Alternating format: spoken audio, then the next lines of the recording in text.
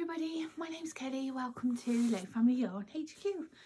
This is Jeff. Got Jeff with me today as well. My lovely poodle. He's always with me. I'm so happy to see you today. Welcome. I hope you're all well. Have you had a lovely week? Jump down, Angel. Good boy. Oh, we've just arrived to work. It's Sunday morning and this isn't how I planned on having this week's video. I had intended to film from our holiday home because technically it reopened on Friday, but life's thrown us a couple of curveballs and we're not there, which is a bit sad, but it's okay. So this week's video had planned to be filmed from the caravan, and I know so many of you watch this video on either a Saturday morning or a Sunday morning while you're sat in bed having a coffee or just on the sofa having your first cup of tea for the day, having a little knit. And my intention was to join you. So I intended to film from our holiday home in bed, cozied up with my knitting, a nice warm drink, and yeah, talk about all my plans for my caravan crafting, if you will. But as I say, that's not turned out, and that's fine. So I'm at work, so I'm a bit later getting this video up than I normally do. Have you had a good week? Yeah, I have. I've had a couple of moments that I've been really proud of myself for, which has been lovely. Really small things, really insignificant to many people, but that's often the way, isn't it? What's big to you is often inconsequential to anybody else. So I took Jeff for a walk off the estate through the woods again, which, if you've been here for a while, you know I walk Jeff 3 times a day. Often, like, a couple of times are just performative, you know, so the lad can do his business. But even then, we walk about a mile, and then we have sort of one good walk a day, about anywhere between 3 to 6 miles. But towards the latter end of summer last year, we had a few run-ins with other dogs, always off their lead. Yeah, we've had some tricky times. Neither of us have actually been bitten or had our skin broken, but there was a close call, and yeah, we've had a couple of nasty encounters with other dogs and dog walkers.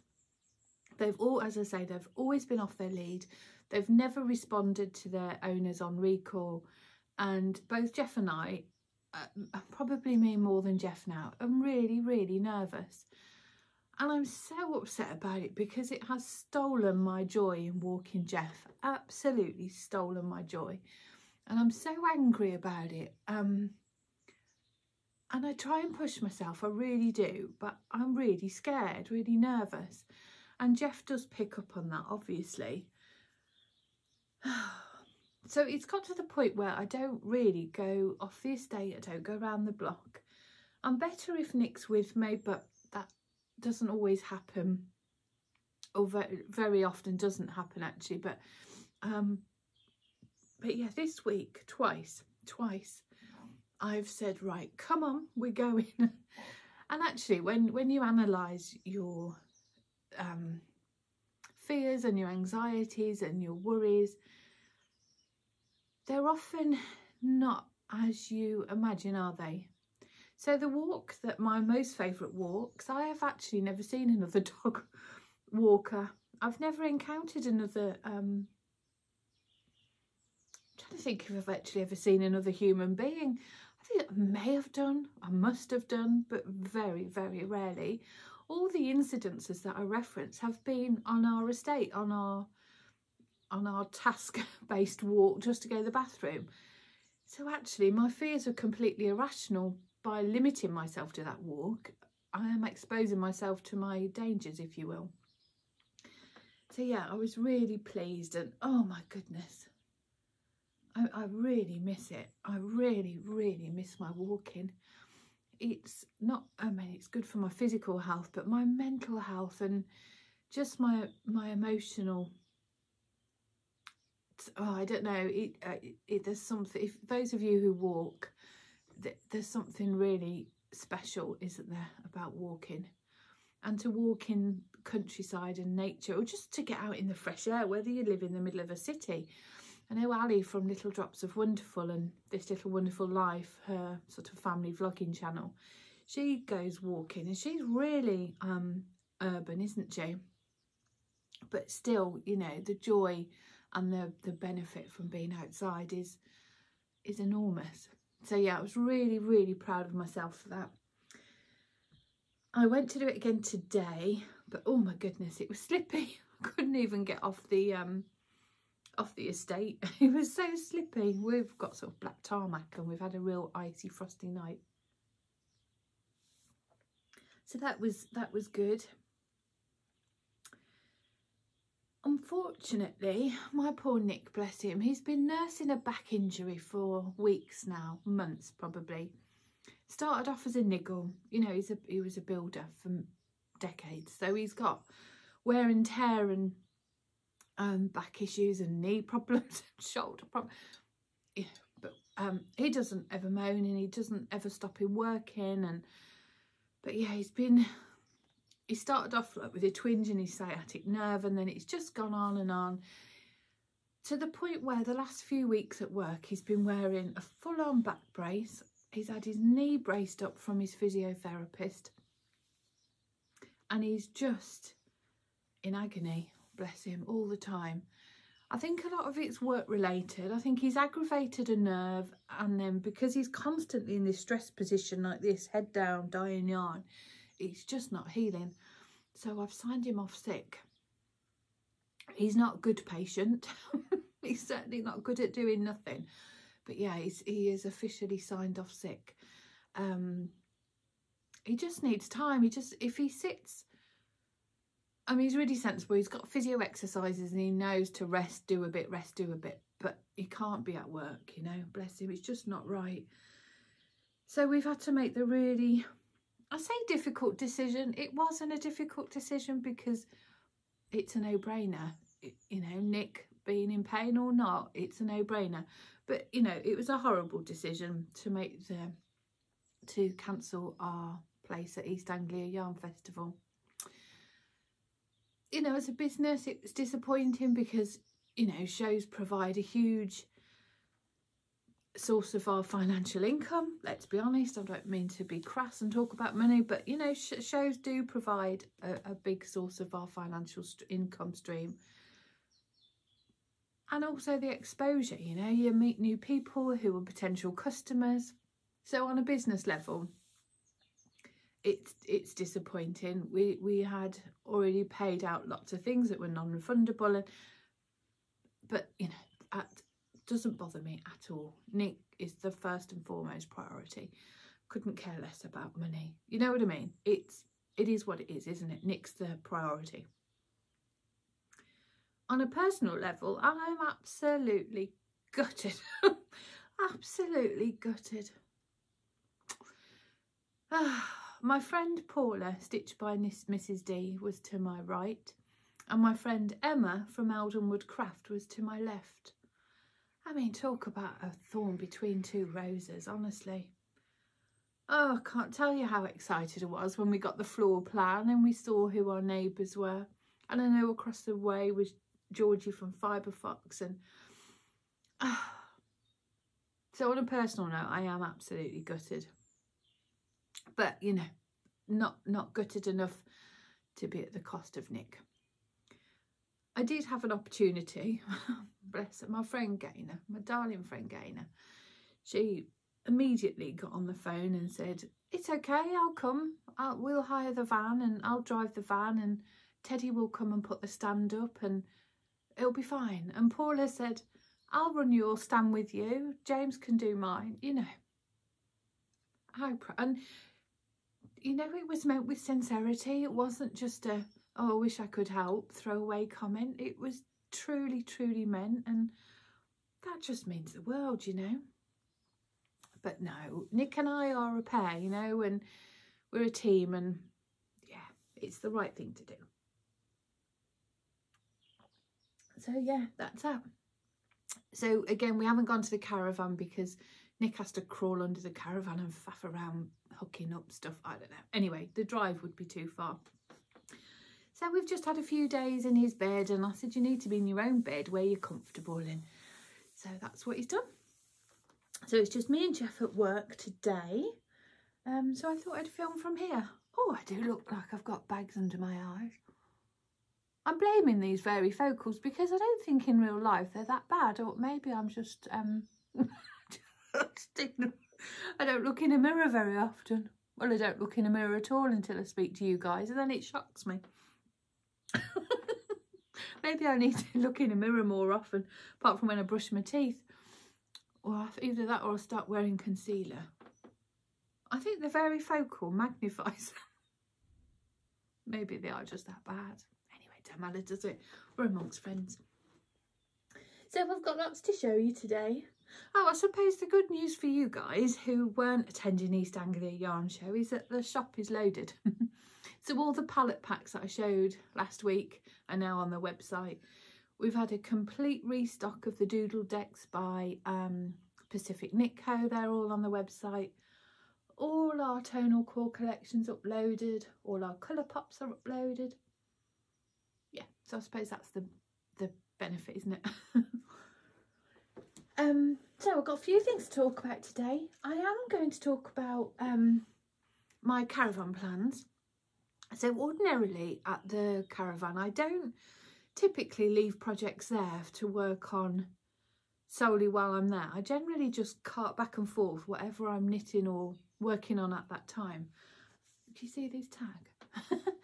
This cowl it's the Slumber Cowl by West Knits, and it's one of our show samples, so it's got a tag on the back with all the details. But I'm so blooming cold in here, I just grabbed it. What's it saying? Yeah, I don't typically leave projects there to work on whilst at the caravan. I just generally take back and forth whatever I fancy knitting at that time. But this year I've decided to do things a little bit different. When we are there is the opportunity that I have the most amount of crafting time. I can craft for maybe 6 hours a day sometimes. We take Jeff on beautiful countryside walks, and that's it. We watch box sets and we knit. Or Nick will go fishing and then I'll sit and knit with him at the fishing lake. So I have a lot of time to craft and nap, because I do tend to develop a 2 till 4 p.m. in the afternoon granny nap time. Oh, I love it. Oh, it's lovely. So yeah, I decided that I'm going to dedicate my caravan time to all my Christmas or gift knitting, crafting, creating time. And I've got a few things I've already got on the cards that I want to make for people. So I'm going to use my time wisely this year. Spread out my Christmas crafting throughout the year, because I'm sure we spoke earlier this year, didn't we, how in December I have this romanticised view of just relaxing and watching Vlogmas, knitting all day, doing all the things, but that's just not reality, is it? For so many of us, not just me. I know many of you don't finish work until the 23rd, 24th even, so, and I'm sure some of you, as I have done in the past, work Christmas Day, so yeah, that's my plan. So basically today I'm going to talk through that. I'm going to show you some things I've finished, show you some things I've started. So let's crack on. Oh, let's move my phone. So let's just have a recap from last week. I showed you the hat I was knitting in the Peach Fuzz palette pack and the Doodle card. So I finished it. Isn't it lovely? Oh, I'm ever so pleased with it. So this is in our Natural Tweed DK and in our Peach Fuzz palette pack, and that's they're held double. Can you see? Well, of course you can see, you're watching the telly. Isn't it lovely? I'm so pleased with it. Really pleased. That again was a sample for the show, but that's okay. I admit I've made it a bit small to wear as a hat for me, but to be honest, it was never intended for that anyway. It was just as a show sample, so I'm okay with that. I love it. So I used the basic Doodle deck cards, and then I just let me know if you want me to do a little quick video in the week showing the Doodle decks. I'm opening a pack up, and let me know down below in the comments. I'm more than happy to do that. Yeah, more than happy to. So if you want, I'm not going to do it today because it might just go on for too long, but if you do want me to do that, I can just do that as a standalone video, perhaps in the week maybe. So yeah, that's my basic beanie. The pattern is by Pacific Knit Co, and I use the basic Doodle deck cards to choose my patterns. So that's finished. Oh, I've shown you this before, so I'm just going to give you the quickest of flips. My Maxine hot water bottle has now been blocked. Isn't she beautiful? This is again in our tweed DK, and I've got some kits on the website for this as well. You've seen that before, we've talked about that numerous times. So let's put that away. So, oh Jeff, it's all right darling. Shh, shh. Do you want to see my project bag? It's ever so pretty. I'm a real classy knitter. Do you know, I have the most beautiful things, and I'm just carting things around in this bag. We had a delivery at work, and it came in this big plastic bag, and I ended up putting some yarn in it to take home, and it's just become my project bag ever since. So I have started another Maxine hot water bottle cover. Well, I say a Maxine. I took the numbers from the Maxine, and with a sheer stroke of luck, the stitch pattern repeat on all the Doodle deck cards plug into the Maxine hot water bottle cover. So I've taken the numbers from that, the basic construction, the stitch count, etc., but I've plugged in Doodle deck card patterns. I'm using our Frosted Eucalyptus colourway, or palette pack. It's not a colourway. Hang on, I'll grab one because mine's all in little bits.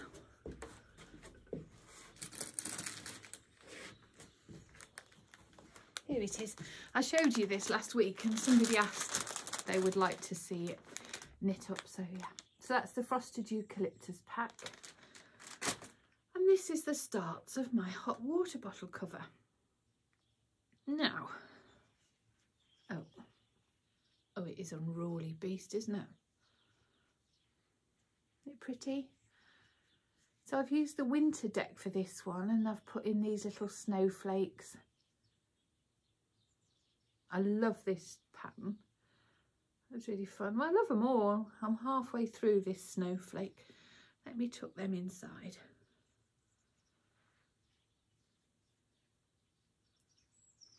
Yeah, I'm halfway through this snowflake. Now I knew when I always wanted to do it again with our tweed base because I just love it. But I always knew that the contrast on some of the colours would be low, and then you would get some higher contrast pops. So what I'm intending to do is do a higher contrast followed by a couple of lower ones, and I'll do a high contrast, a couple of low, do it that way. But I'm also, can you see these little sagey green snowflakes? I'm also going to sew in the middle of each one a little Swarovski, you know who I mean, those beads. I'm going to sew one of those crystal beads in the middle. I think that'll be, and in the middle of this snowflake too, I think that'll be really pretty. Throw in a few sparkly beads. So yeah, I'm really pleased with it. Again, this was a sample for the show, but I didn't bother racing to get it finished once I mean I still will get it finished for next weekend, I'm sure, but I haven't raced ahead now that we're not going. I'm really pleased with it. I just wanted to show how you can do different things with mini skeins. It is nice, I do like it. Oh, here's one of the cards.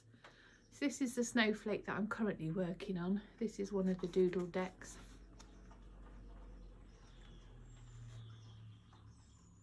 So that was that. As you can see, I've been exploring colour work a little bit recently and I am really enjoying it. Some of you, it's ever so cold in here, some of you have asked for tutorials that I've used to learn from, and the truth is I haven't watched any tutorials. Yeah, I just had a go. I truly literally just had a go.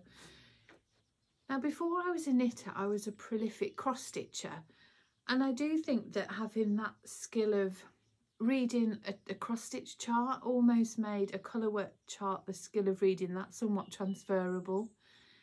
That you know, you can just see the pattern within. But that I don't know if there's any truth in that, but I just never found looking at a colour work chart intimidating. I was always just able to see the patterns. My advice would just be, have a go, you know, have a go. Just relax, keep your shoulders nice and loose and relaxed, because if you're stiff like this and you're tugging and holding your needle and your yarn, obviously your tension's going to be affected, which goes for any of our stitching and crafting, doesn't it? But yeah, certainly with colour work, just relax your shoulders, just keep, even if you only do 12 stitches that day, you know, and then put it down, or you just do one round and put it down, just have a go. None of it's insurmountable, is it? The thing that really got me into well, my first colour work project was a jumper for my mum. It was the arboreal sweater, and I just had a go. I was just conscious of not pulling my floats really tight. I chose a pattern where I didn't have to catch the floats, that I could just, there was only 3 or 4 stitches between, so I found that helpful. I didn't even know what colour management was, or yarn dominance, or any of those things, so I didn't worry about that. I just went for it. And it's only now really I'm really starting to look at things like yarn dominance, although by sheer chance it just so happened that I was doing it correctly anyway. But again, maybe we can have a more in-depth discussion about that another time if it's something you're interested in, but I certainly don't know the be all and end all. I have followed on Instagram Charlotte Stone for a long time. She does all colour work socks. I'm sure many of you will be familiar with her work. Oh my goodness, they're stunning, stunning. And because we sell, oh gosh, what have we got now? 155, 160 10-gram pick and mix minis. We're often asked to put kits together for Charlotte's patterns, because you only need like a small amount for the leaf of the petal of a sunflower or something. So yeah, we're often putting kits together and things for customers, which is lovely. And I've so often admired the patterns, but again, like so many of you, just not had the confidence to have a go. So while I acknowledge I am your biggest cheerleader, and I will always say, just do it, you can do it, you can do anything, just have a go, don't worry about perfection, just have a go, have fun. I don't always live by my same cheerleading values. So I thought, right, I'm gonna have a go. I ordered Charlotte's book to add to my library. Oh, and it's beautiful. It's not an old book, but not a new book. When was it published? Oh, 2022, so a couple of years old. Charming colourwork socks. It's beautiful. Some more of the patterns on the back there. They're what I'm aspiring to. Really are beautiful. And it's a beautiful book. This one I'm going to do, definitely. Isn't that gorgeous? And then I saw on Instagram that Charlotte has devised a colourwork sock workshop, an online workshop. So I've signed up for that. It's a paid for service, which I'm more than happy to financially support. I'm happy to pay for people's time and their service. So yeah, I've signed up and it's brilliant. Charlotte's, she's a brilliant teacher and talker, and she's really clear and concise. The videoing is lovely. You can pause or go back. It's filmed in real time. Yeah, it's really, really good. So I've had a go. Is it any good? No. Am I going to rip it out and start again? Absolutely. But I wanted to show it you before I did that. I say, is it any good? No, that's a lie. It's all right. It's okay, you know, but is it what I want? No. Let me sort out all my bits here. Again, I got a ball of wool up my sock. Let's stick them between my knees. So I'm doing the pattern that is within the tutorial. So it's a flower in a flower pot. And that's where I'm at. Oh, I'm gone. There we go. So you've got this little border at the top, and then you've got the flowers. I'm just doing the leaves. Then you come down, you do a little flower pot, and you end with the border again. Now, I was conscious of, oh, Deaf, it's all right, darling. Shh, shh, shh. I was conscious of knitting two times. No, no. Shh, shh, shh. Come away, come away. Sorry, somebody downstairs in the car park. Yeah, I was conscious of knitting too tight, of all the things I've just said, of keeping my fruits loose. And I think I've ultimately chosen the wrong size. So within the pattern, you cast on, I cast on 72 stitch cuff, and then you do an increase round before you start the colour work. So it makes the body of the sock, I think, 84 stitches. And I thought that would be okay. I thought obviously it's going to be tighter, it's going to cinch in, you need to get it over your foot, all the things. But ultimately I think it's the wrong size. So it looks huge, looks really big. It's almost like the sleeve of a jumper. So yeah, I think it's too big. So I'm going to go down a size to a 64 stitch cuff, which will increase to, I think, 72 for the body of the sock, for the leg of the sock. The other thing I noticed, which is really strange, and I'm hoping you can help me with, I never ever use stitch markers to define my pattern repeat. I just never have. I don't know, it's just something I've never needed to do. And quite often when I knit the Whitmore, for example, that's heavily uses stitch markers quite heavily to define where you are. I just found them utterly cumbersome, and I took them all out, and I find that so often that they hinder me. But I thought with this, no, I'll keep the as Charlotte said in the video, if you do put the stitch markers in between the repeats, if you go wrong, you can quickly find out that you're wrong. You're only going to be wrong within a 12 stitch segment, which made sense. So I did put the stitch markers in, but look what's happened. Every stitch marker, where the stitch markers are, I've got this ladder. Can you see? It's really, really pronounced in real life. Well, it is on screen, isn't it? Can you see there? And that's where every stitch marker is. Every single one. Can you see I also went wrong there on the border?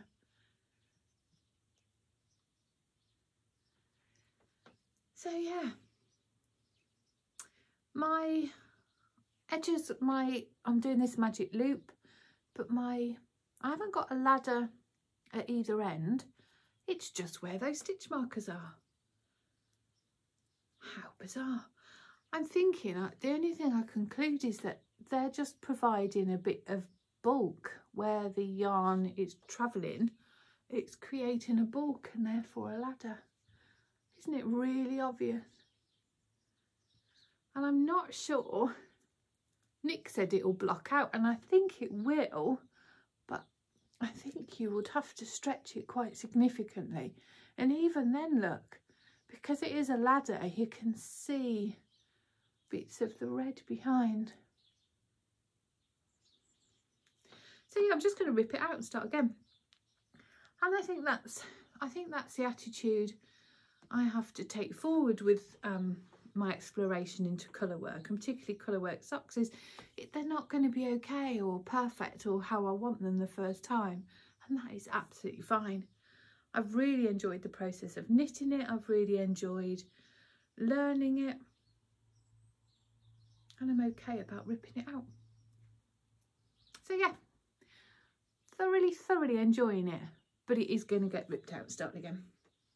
So that's all I've kind of been knitting on this week. So I'm just going to show you now what my knitting plans are. So I have decided on my projects for the caravan for the immediate future. Oh, you are handsome, Jeff. You are a lovely boy. You want to come up? Come on then. Come on then. No. Come on then. No. Come on, have a cuddle. Show everyone how clever you are. He's learned cuddle. He's always cuddled me. Those of you who have met Jeff know how he always cuddles me. But he's now learnt the word cuddle. And if I say to him, come mama, have a cuddle, he comes and gives me cuddle. Come on then. Come on. Here he is. Let's take your coat off. You're a bit warmer now, aren't you? Yeah, I'll take coat off. This one. Oh, Jeff, you're in a right pickle. Stand up. Come on, because I can't edit any of this. There we go. Have a cuddle. There we go. Oh, my sweet boy. Oh, speaking of cuddles, have you all seen these emotional support chickens going around? I saw one or two and I thought, how bizarre. What on earth is an emotional support chicken? And then I saw all these knitted chickens. Oh, is that how you feel, darling? I saw all these knitted chickens everywhere. Aren't they just glorious? And I totally get it, because this is my emotional support chicken. Oh, maybe that should be our thumbnail with the thing, emotional support chicken. Oh, I mean, I would love one, but I'm never going to knit one. I just know I'm not, but they are glorious. If you haven't seen them, look at the hashtag emotional support chicken. They're phenomenal. Who have I seen make them? Oh, the Wool and Wishes ladies. Tracy's made us a chicken. I think that was where I first saw it. And then I've seen them everywhere since. Come on then, sit there while we show some more pretties off. Oh, you are lovely, aren't you? Hey? You're a lovely boy. Oh, bless you. So yeah, oh, come on then, jump down a minute. Oh, this is a waffly one today, isn't it? So the first thing I'm gonna make or cast on is a jumper for my mum. Oh, look at this picture I took this morning. Oh, how do I do it now? I'm not very good with these phones. Our bedroom is in the loft. We've got a 3-storey house and our bedroom's on the 3rd floor. It was so frosty this morning, but look at the window. Oh, it's beautiful. The sun was just coming through and the frost on the window was just glorious. Anyway, that's beside the point. So the first thing I'm going to cast on is this t-shirt for my mum. Isn't it lovely? I've had this pattern in my library for ages, but I haven't ever cast it on. It's by Heidi Kirramier and it's called The Early Bloomer. It was first published in July 2019, so it's not a new pattern, but that means nothing. It's beautiful. And I'm going to be using this glorious colour. That's blowing out a little bit, but not massively. It is a real rich coral pink. Isn't it lovely? It's more of an orange toned coral pink as opposed to a red toned. I did look at another one. I was umming and ahhing between two colours, and this was the other one, which is a bit more red toned. Oh yeah, it is blowing out that actually quite a lot. Anyway, that's what I'm going to make it in. That's going to be the main body of the jumper, and then the flowers I'm going to do in this pretty colour, which is our Phoebe colourway, which is just a natural base, and it's got these really delicate yellow and blue speckles. I didn't want to do just a harsh white. I thought these little speckles would just look really pretty for the flowers. So that's going to be my early bloomer for my mum. I am going to have a, oh, where's my pictures? The Novice slipover by Petite Knit. I think the Novice, or I might do the Stockholm. I mean, she's got so many, hasn't she? But I'm trying to go through my Ravelry library and pick things that I already have. And for this, I'm going to use this Drops Air. Again, I've had this for a good few years now. Yeah, I've had it for ages, and I've got loads of it. I bought it to do a turtle dove for myself, but that was before I found my confidence with knitting for myself, and just, yeah, so I've got this in stash, and it'll work perfectly for Megan because she's working in a school. Yeah, she needs to be able to just shove stuff in the wash, doesn't she? Not necessarily hand wash all the time. So I think this will be lovely for Meg. I know many people have knit with this yarn and speak so highly of it, don't they? So yeah, it'd be nice to get that out of stash as well. And the other thing I've got is on I think it was the 13th of February, Galentine's Day, I was invited to my dear friend Gilly's house. Gilly makes, for a Galentine's Day craft and lunch session, and I made this. I mean, come on. You'll have seen these everywhere, I'm sure, but if not, have a look at the hashtag traveller sewing case or travelling sewing case. I'll put links down below. Isn't it lovely? You basically buy a jewellery box. I'm sure, I know Granny suck eggs, you all know this, but you buy a basic jewellery box from Amazon for about 12 quid, and then you take it apart and customise it. And Gilly let us loose in her glorious collection of fabrics and frivolities, like this little hanger and the lace, and she let us go for it. And I've got in there some scissors, some needles, some Merchant and Mill needles, sew line glue pen. I've got some hand cream. I've got a little needle threader, a thimble. I've got a little needle minder, little duck needle minder. And this is going to stop at the caravan, and I shall have a little hand stitch embroidery project on the go there as well, so that when come on then, so that when I fancy some stitching, I can have a go at that. Now, I don't anticipate these projects will take me too long, because both Mum and Megan are teeny weeny little things, so it won't I don't think they'll take me too long. One's only a slip over and one's a short sleeve jumper, so yeah. Oh, another pattern that's come on my radar today. Oh God, I'm bloody freezing. I'm gonna have to go soon. There's no heating in this part of the building, and I'm absolutely shivering. My nose is so cold. I'm shivering. I'm starting to like, But you're all sat there in your bed with your cosy heating on. And I'm sat here like, going blue. Come on then, Angel. Another pattern that's come on my radar today, my lovely friend Becky, Bex Makes, here on YouTube, she showed a picture of a finished Simon shawl. I'd never seen this one until today. Isn't it glorious? It's by Joanna of Twinset and Purl, their sisters design team. And I think Joanna designed that one. So I'm going to have a go at that. I don't know what colours I'm going to do. I'm thinking, again, maybe this is something we can talk about another week.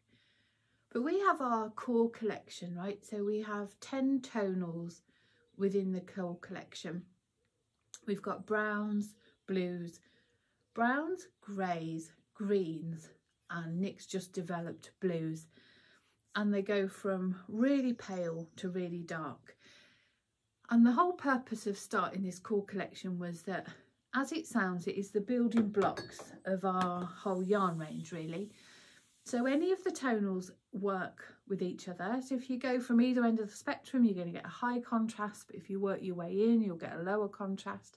You can pick a fade within that 10 scheme palette. They're just brilliant. The blues work with the greys and the greys work with the browns, and they're just perfect. But they work with all our variegated and speckles, and they really are sort of the building block. Come on then, darling. Come on. They are the building block of our shop. So if ever you're looking to put, or we're looking to put multi-skein combinations together, that's where we start. And then recently we've developed what we're calling our colour pop section, and that is our red wine, our rebel, our forager, our tiger's eye, calendula. On Wednesdays we wear pink, our ballerina, minty fresh. We've got so many beautiful colours, and they're that pop of colour, you know. So I'm trying to decide which way to go with my Simon shawl. I'm thinking rebel, which is a real vibrant magenta pink, and one of the blue greys. But equally, I really like the soft browns with like a peach.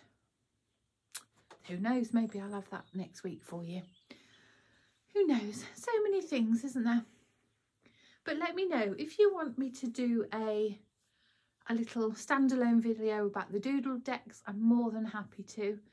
And I'm more than happy to stand here and waffle on about what yarns play well with each other and things like that. More of a shopcast than a podcast. Let me know. Anyway, my friends, so lovely to see you. Sorry it wasn't for a Friday night knit night, but maybe you're having a Sunday morning huckle duckle. Until next week, lots of love. Bye.